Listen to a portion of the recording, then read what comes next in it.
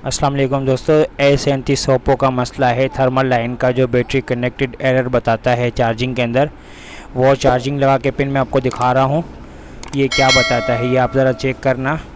तो ये किसी डायोड या किसी का मसला काफ़ी तौर पे नहीं होता, ये बताता है एरर।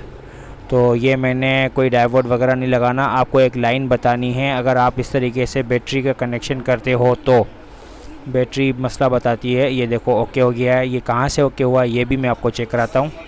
ये एक लाइन है, आपको दिखा रहा हूँ मैं। ये जो सीधी सी लाइन लगी हुई है प्लस पॉइंट के बराबर में, ये ऊपर और नीचे दोनों कनेक्शन मिला है। बाकी मैंने इसमें कुछ भी नहीं करा। तो ये जो बैटरी सेविंग करना शुरू कर दी इसने, ये आप चेक करो, बैटरी चल रही है आपके सामने।